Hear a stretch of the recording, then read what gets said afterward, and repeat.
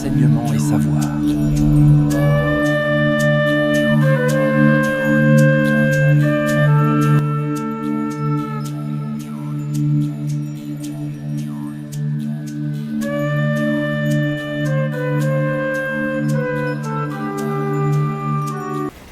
Mes chers abonnés de YouTube, tout le plaisir est pour moi aujourd'hui de me retrouver devant cet écran. Après des mois, après des semaines d'absence, je tenais déjà à vous souhaiter une meilleure année 2026, une année de restauration, une année où tout ce que tu as eu à perdre, que l'année 2026 puisse te le restituer. Oui, parce qu'il est important que tu récupères tout ce que l'ennemi t'a volé. Il est important que tu récupères tout ce qui t'appartient. Il est important que le ciel te soit ouvert en 2026. Vous voyez, je n'ai pas fait les choses petites. J'ai été absente pour certaines raisons. N'oublions pas aussi qu'il y avait la retraite spirituelle au mois de décembre qui était un succès. Dans les jours à venir, vous aurez une autre vidéo où on va faire un petit montage qui va récapituler un peu tout ce qui s'est passé au mois de décembre, surtout durant la retraite. Il y a eu des délivrances, il y a eu de la restauration, il y a eu des vies impactées, des vies changées, il y a eu du renouveau, du moins c'était waouh. D'ailleurs, la prochaine retraite spirituelle de cette année 2026 aura lieu en mai 2026. Ce mois de février, ce sera déjà possible de faire sa réservation sur le site internet qui aussi s'est refait une beauté et vous aurez la possibilité de remplir déjà d'abord un formulaire parce que j'ai décidé cette fois-ci de faire une sélection, oui, c'est de mon droit. Et à ce moment-là, en remplissant le formulaire, tu pourras par la suite soit être recontacté par la prêtresse afin d'étudier ensemble quels sont tes besoins pour la retraite et quelles sont aussi tes attentes par rapport à cela. Dans l'enseignement d'aujourd'hui, je vais parler d'un sujet que vous attendiez longtemps, l'initiation spirituelle auprès du maître. L'initiation spirituelle auprès d'un guide spirituel. Parce qu'il y a les maîtres, c'est aussi des guides spirituels. C'est un sujet que je voulais absolument en faire part parce que j'ai des personnes qui m'écrivent dans ma boîte email comme quoi, Oracle, je voudrais que vous soyez mon guide. Pas plus tard qu'il y a 2 jours, lors d'un live, il y a une dame qui m'a posé cette question suite à une consultation qui a été faite. D'ailleurs, je tenais aussi à vous informer que d'ici quelques semaines, je débuterai les lives. On pourra échanger ensemble, on pourra faire des consultations ensemble et surtout, vous aurez des témoignages en live. Voilà. Donc, cette dame-là, suite à la consultation qui a été faite, à certains conflits qu'elle rencontre, certaines difficultés, elle me demande au final, est-ce que vous pouvez me suivre, est-ce que vous pouvez être mon guide? Parce que je cherche un guide depuis longtemps, j'aimerais que certaines choses changent. Tu cherches un guide spirituel pour que tes choses changent? Le guide spirituel représente quoi pour toi? Le guide spirituel représente cette personne qui va venir changer ta vie? Non. Alors, je l'ai reprise en lui disant, on ne cherche pas un guide spirituel parce qu'on veut que sa vie change. On ne va pas vers la spiritualité parce qu'on a besoin que les choses changent. Tu peux mentir les hommes, mais tu ne peux pas mentir les esprits. Un guide spirituel, un maître spirituel, ça ne se choisit pas, ça ne se demande pas. Retenez-le une bonne fois pour toutes. Ça ne se choisit pas, ça ne se demande pas. Parce que dès l'instant déjà où tu le fais, tu es déjà catalogué. Tu es catalogué. Le maître spirituel va se dessiner seul. Il y a un adage qui dit, quand le lève est prêt, le maître apparaît. Oui.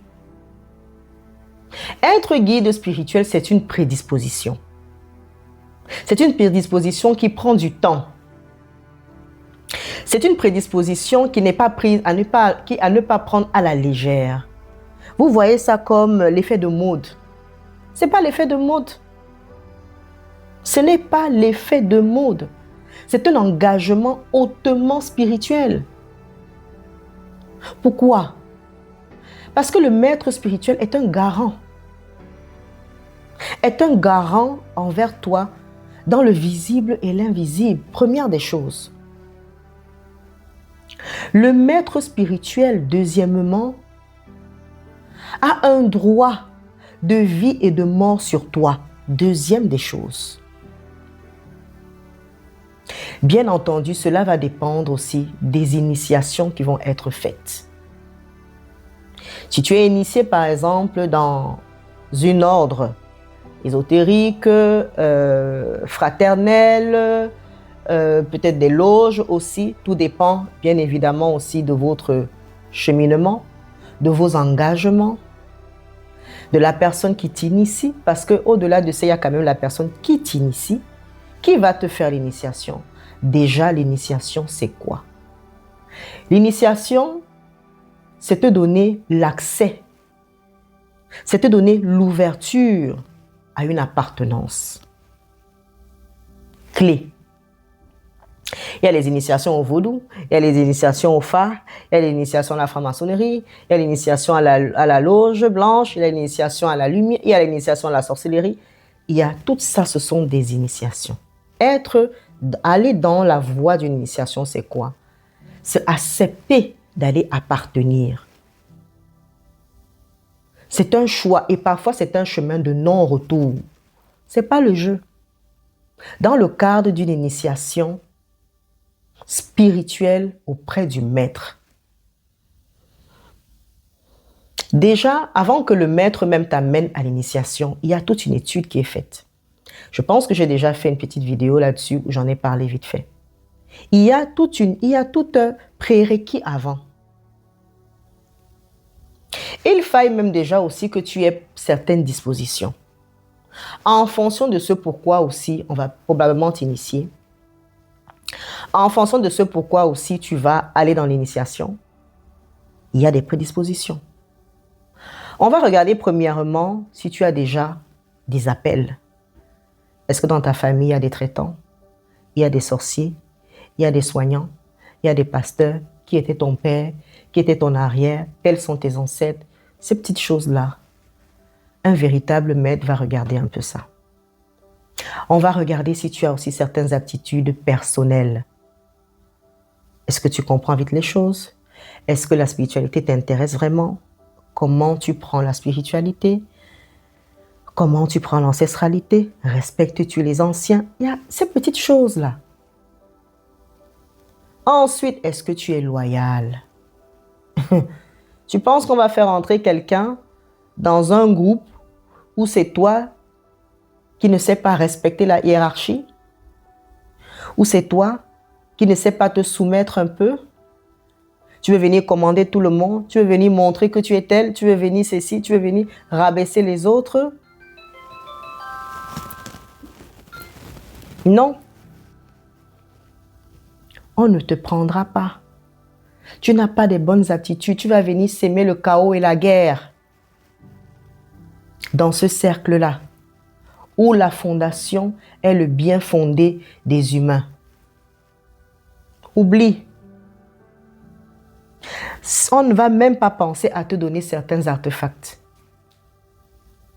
Parce que tu bavardes, parce que tu publies, parce que tu divulgues, parce que. Donc, avant de penser initiation, pense déjà à ça. Est-ce que j'ai ces aptitudes-là? Est-ce que je respecte le sacré? Est-ce que je respecte l'aîné? Est-ce que j'ai la carrure de pouvoir comprendre, valider les enseignements de cette maison-là?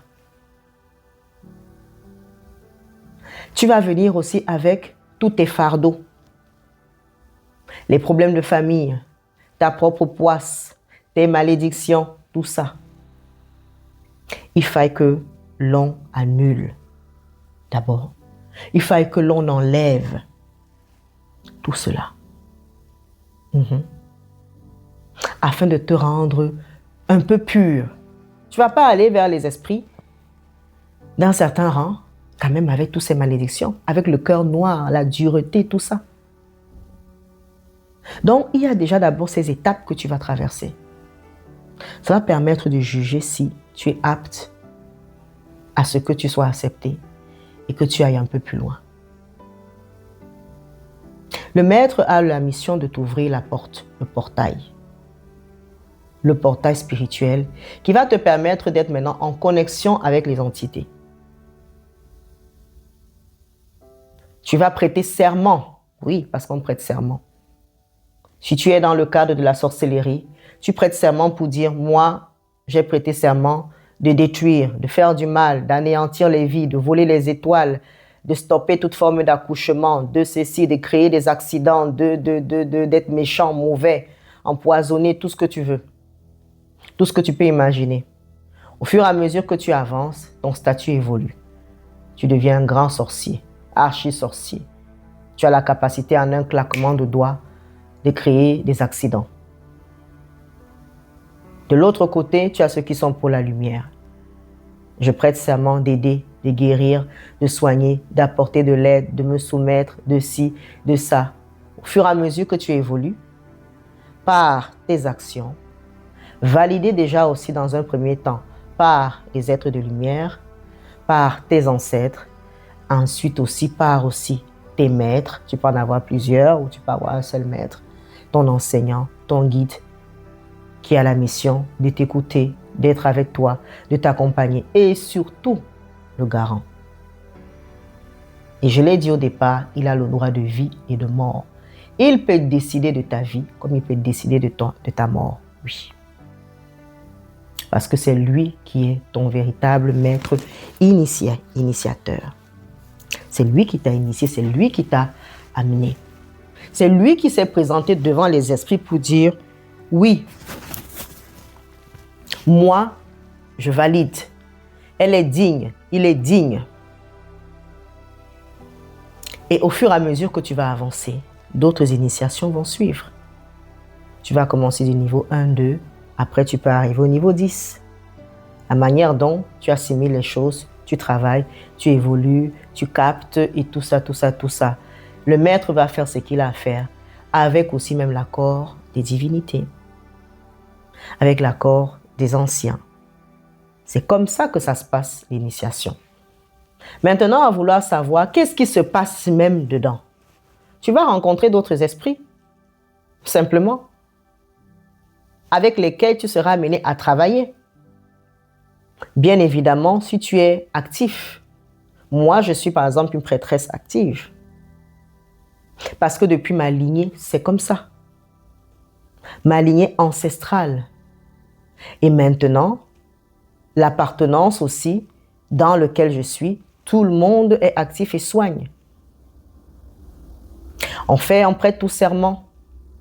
On choisit de servir la lumière, mais ça ne veut pas dire qu'on ne maîtrise pas les ténèbres. Attention. Quand on t'initie, ta parole devient sacrée. Quand on t'initie, tes actions deviennent sacrées. Tu dois peser avant de pouvoir poser des actes. Parce que tu as le droit aussi de donner vie, comme de donner aussi la mort. C'est ça qui sont des vérités. Donc, quand tu viens pour demander, je voudrais que vous m'initiez, bon, ok, c'est un parcours. Hein. Il y en a plein qui me font ces messages-là. Vraiment, je vous observe, vraiment, je vois que, vraiment, mes ancêtres m'ont envoyé vers vous, vraiment. La première des choses, quand tu penses que tu as un appel, moi j'ai tendance à le dire, c'est de demander à Dieu de te guider véritablement vers la personne destinée, vers la personne choisie pour ça.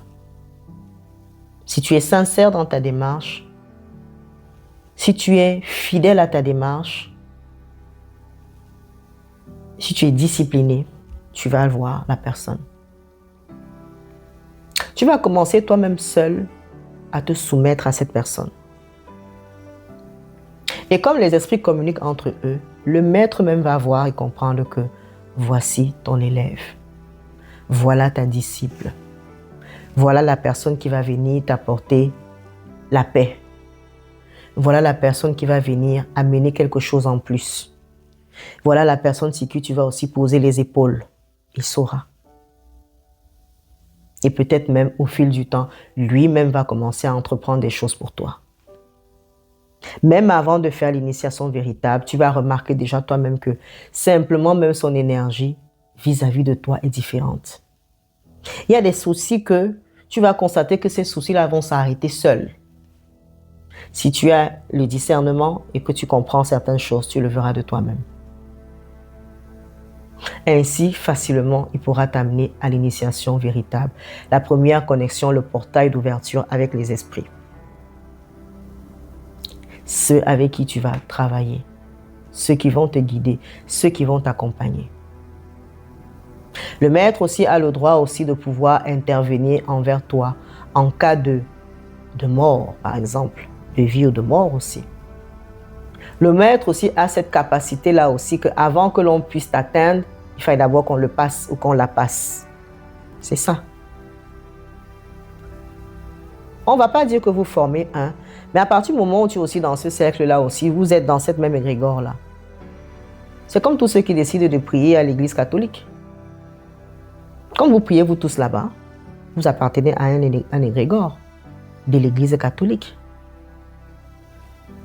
L'assemblée des prières qui montent vont vers un seul égrégore. Vous pouvez intervenir les uns pour les autres en priant de la même manière, en orientant dans ce sens-là. Donc toi qui demandes que tu veux un guide, je voudrais l'initiation.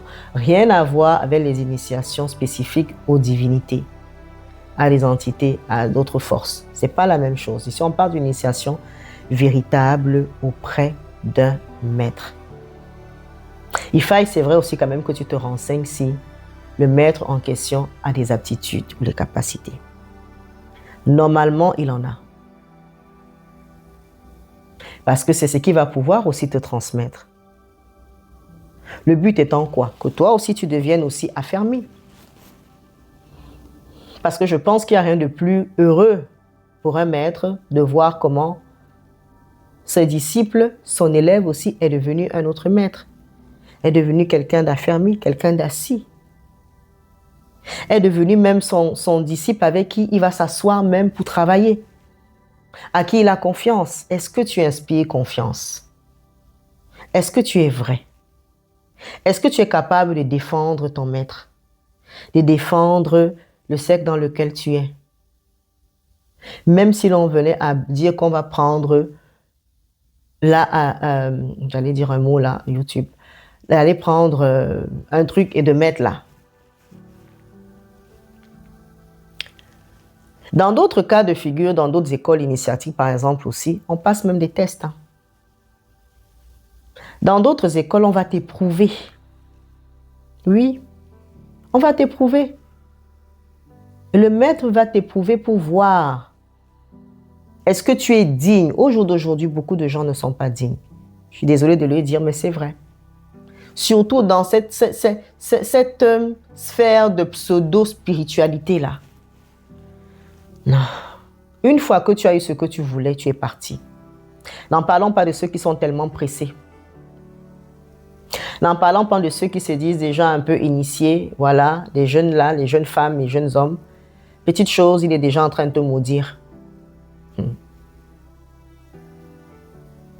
C'est à ça que se résume être un initié, une personne initiée. Tu dois inspirer quelque chose. Tu dois apporter quelque chose. L'initiation, malheureusement, n'est pas pour tout le monde. Parce que derrière cela aussi, c'est un fardeau aussi que tu portes. Oui, c'est un fardeau que tu portes. C'est ton chemin de croix à vie que tu portes. Parce que ce n'est pas toi qui l'as voulu. Ça vient déjà d'abord dans un premier temps. Parce que c'est le divin qui en a voulu ainsi et tes ancêtres qui t'ont assigné à cela. Donc, de gré ou de force, c'est comme ça. C'est ton chemin de croix. À toi maintenant de voir. Est-ce que tu as véritablement les aptitudes? Est-ce que tu es prêt même aussi à être éprouvé? Parce qu'au fur et à mesure que tu vas avancer, les combats vont devenir rudes. Ta petite peur du début là, tu ne devrais plus l'avoir. Tu vas aller jusqu'où dans l'initiation? Vous faites des demandes là pour pouvoir à faire des initiations à Mami Wata. Tu seras capable d'aller donc à l'eau seul à une certaine heure et faire certaines choses? Ou même peut-être accompagner, être prêt, de vouloir véritablement la voir, ne pas être effrayé devant un démon? Il faut savoir réellement ce que tu veux. Donc souvent, vous ne savez pas ce que vous voulez réellement. Vous faites des fictions dans la tête. Abonne-toi déjà aussi à cette page si tu ne l'as pas encore fait. Abonne-toi à Oracle Divine. Bientôt, nous allons démarrer les lives sur YouTube, comme je l'ai dit au début. Il y a aussi ma chaîne TikTok, Oracle Divine officielle. Abonne-toi aussi. Il y a le compte Facebook, Oracle Divine. Je pense qu'il y en a deux. Tu feras un choix. Voilà. Et il y a aussi le compte Instagram, Oracle Divine. Tous ont le même nom. Mon nom à moi propre, Oracle Divine. Le site internet oracledivine.com, www.oracledivine.com. Tu vas y retrouver les produits spirituels qui sont dessus. Tu vas y retrouver la possibilité de prendre ta consultation.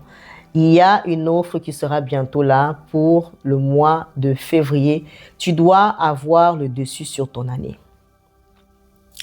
La prédilection de 2026. Ton année dit quoi? Tu as aussi le choix aussi de prendre la consultation par le miroir. Le miroir fait des merveilles, mais le miroir est cache.